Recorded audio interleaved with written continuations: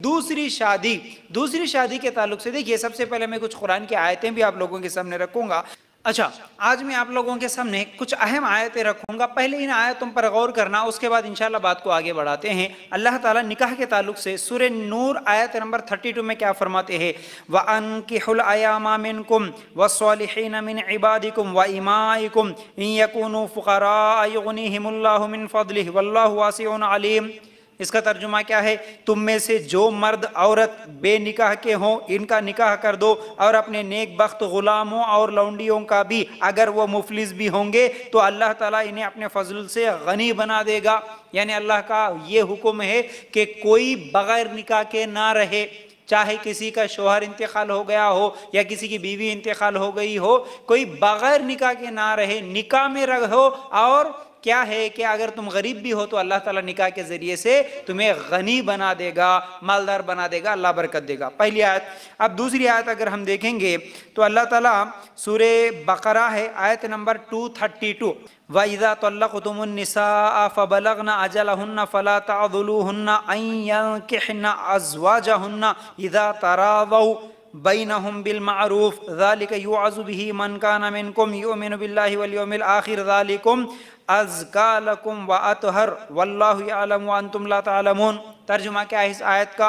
اور جب تم اپنی عورتوں کو طلاق دو اور اپنی عدت پوری کر لیں تو انہیں ان کے خاوندوں سے نکاح کرنے سے نہ روکو۔ اللہ اکبر۔ دیکھیے یہاں پر بھی اللہ تعالیٰ کیا حکم دے رہی ہے عورتوں کے لیے؟ اگر کسی کا طلاق ہو گیا، اگر وہ عورت دوسرا نکاح کرنا چاہتی ہے تو اسے مت روکو، اسے بھی دوسرا نکاح کرنے دو، ٹھیک ہے؟ پھر اسی طرح اب ہم سورہ نساء کی آیت نمبر 3 اگر دیکھیں گے، اللہ تعالیٰ اس میں فرماتے ہیں وَإِنْ خِفْتُمْ أَلَّا تُقْسِطُوا فِي الْيَتَامَى فَانكِحُوا مَا طَابَ لَكُم مِّنَ النِّسَاءِ مَثْنَىٰ وَثُلَاثَ وَرُبَاعَ۔ اگر تمہیں ڈر ہو کہ یتیم لڑکیوں سے نکاح کر کے تم انصاف نہ رکھ سکو گے تو اور عورتوں میں سے جو بھی تمہیں اچھی لگے تم ان سے نکاح کر لو، 2 3 4 سے، لیکن اگر تمہیں برابری نہ کر سکنے کا خوف ہو تو ایک ہی کافی ہے۔ دیکھیے اب میں آپ لوگوں کے سامنے 3 آیتیں رکھ دیا، ان آیتوں کا ترجمے پر اگر ہم غور کریں گے، پہلی آیت میں اللہ تعالیٰ حکم دے رہے ہر مرد ہر عورت نکاح کے ساتھ ہی رہے، بغیر نکاح کے نہ رہے۔ دوسری عورت جو میں سنایا اس کا مفہوم یہ ہوا کہ اللہ تعالیٰ عورتوں کو حکم دے رہے اگر کسی کا طلاق ہو گیا تو وہ بھی نکاح کرنا چاہتی ہے تو اسے مت روکو۔ اسی طرح یہ جو سورہ نساء کی آیت نمبر 3، اس آیت میں اللہ تعالیٰ حکم دے رہے کہ اگر مرد 2 سے 3 سے 4 سے بھی نکاح کر سکتا ہے، لیکن اگر انصاف نہیں کر سکتا تو اس کے لیے کافی ہے۔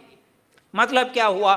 اصل میں حکم جو ہے، حکم جو مرد کو نکاح کرنے کا ہے وہ 2 3 4 سے ہے، لیکن اگر کوئی کمزور ہے نہیں کر سکتا تو اس کے لیے ہے، یہ رخصتی والا عمل ہے کہ وہ ایک کرے، لیکن اصل میں حکم 2 3 کا ہی ہے۔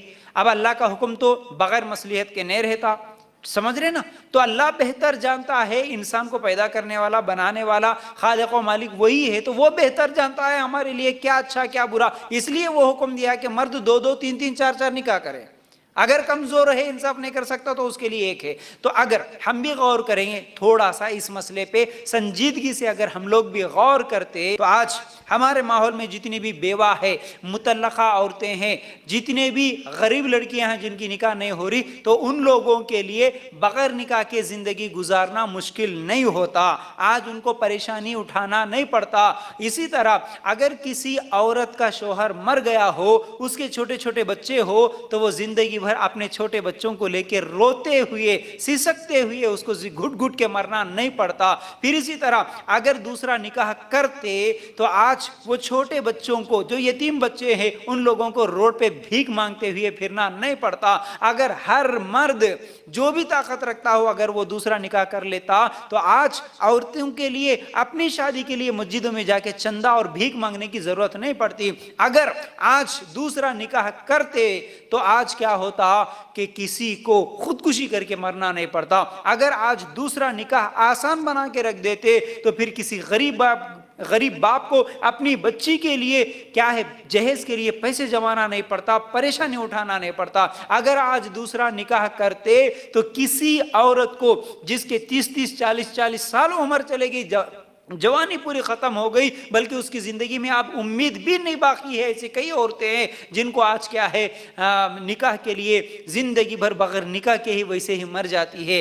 फिर इसी तरह ये परेशानी उठाना नहीं पड़ता। अगर आज दूसरा निकाह आसान कर देते तो फिर किसी को खुदकुशी करना नहीं पड़ता। दूसरा निकाह अगर आज आसान कर देते तो किसी लड़की को गैर मुस्लिम के साथ भागने की ज़रूरत नहीं पड़ती। अगर आज निकाह को, दूसरे निकाह को आसान कर देते तो फिर आज किसी भी लड़की को परेशानी उठाना नहीं पड़ता, जो कि अपने शोहर के हाथ, जो कि अपने शोहर के साथ जुल्म सहते हुए। कई लड़कियां हैं ना, अगर आज हम दूसरा निकाह करते तो जो औरतें एक मर्तबा निकाह हुआ वो अपने शोहर, जो कि जालिम शोहर जब उनको मिल जाता है, शराबी शोहर अगर मिल जाता है, मारते हुए पीटते हुए जिंदगी भर उसको सताता है, तो वो औरतें जुल्म सहते हुए, मार खाते हुए, रो रो के उसी के साथ जिंदगी गुजारती। क्यों? उसको मालूम है अगर ये एक मर्तबा मैं इस शोहर को छोड़ दी या तलाक ले लिया, खुला ले ली, तो फिर क्या होगा कि मुझे दोबारा निकाह होना मुश्किल हो जाएगा। इसलिए वो रोते हुए जिंदगी भर उसी के साथ जुल्म सहते हुए जिंदगी गुजारती, लेकिन उसके साथ क्या है,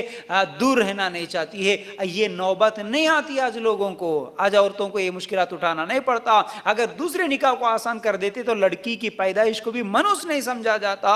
आज अगर दूसरे निकाह को अगर आसान कर देते तो माँ बाप को, भाइयों को जायदाद बेचने की भी जरूरत नहीं पड़ती। अगर दूसरे निकाह को आज आसान कर देते तो ये शादी के लिए जितनी कुंवारी बच्चियां जो बैठी हुई है ना, उनके माँ बाप को परेशानी के जरिए से लोगों के सामने, मौलवियों के सामने जाते हुए कोई खास अज़कार, जिक्र, वजीफे, ये सब चीजें पूछने की नौबत नहीं आती। याद रखो, आज शादियां नहीं हो रही, आज निकाह होना बड़ा मुश्किल हो गया है। क्यों? अल्लाह के रसूल सल्लल्लाहु अलैहि वसल्लम के ज़माने में कोई सहाबी कभी आए? आप गौर करो, सोचो थोड़ी देर के लिए, कभी कोई सहाबी आए हो और सवाल करे हो कि अल्लाह के रसूल सल्लल्लाहु अलैहि वसल्लम मेरी बेटी का निकाह नहीं हो रहा, अल्लाह के रसूल सल्लल्लाहु अलैहि वसल्लम मेरी बहन का निकाह नहीं हो रहा, रिश्ते आ रहे वापस चले जा रहे, देख रहे वापस चले जा रहे, बड़ी परेशानी है, बच्ची की उम्र बढ़ती चले जा रही है, अल्लाह के रसूल क्या करें, कोई वजीफा बताओ, कोई तरीका बताओ, कोई दुआ बताओ, बोल के कोई सहाबी आके अल्लाह के रसूल सल्लल्लाहु अलैहि वसल्लम के ज़माने में पूछे? आप गौर करो, क्यों नहीं पूछे? उस जमाने में मुश्किल नहीं था निकाह, उस जमाने में वजीफे की जरूरत नहीं थी, लेकिन आज हर जगह वजीफे वजीफे वजीफे बोल के लोग ढूंढ रहे हैं, गलत गलत वज़ाइफ पढ़ रहे हैं, गलत गलत आमाल कर रहे हैं, निकाह के लिए बहुत ज्यादा परेशान है, रातों की नींद नहीं आती है, माँ बाप को बेचैन है आज। क्यों? उस जमाने में निकाह आसान था, दूसरा निकाह था। अगर किसी सहाबी का शोहर इंतकाल हो जाता, किसी सहाबिया का अगर किसी का शोहर इंतकाल हो जाता या किसी का तलाक हो जाता, तो फिर दूसरे निकाह के लिए दूसरे सहाबा पैगाम भेजते, लाइन लगती थी सहाबा की, मैं करूंगा निकाह, मैं करूंगा। अगर ये छोड़ दिया, तलाक हो गया, तो दूसरे मर्द से निकाह होता था। अगर उनका वो सहाबी अगर शहीद हो गए जंग में, तो और एक सहाबी आते थे आगे बढ़ के, मैं निकाह करूंगा, मैं निकाह करूंगा। निकाह उस जमाने में मुश्किल ही नहीं था, आज हम मुश्किल बना लिए अल्लाह के कानून को छोड़कर। अल्लाह के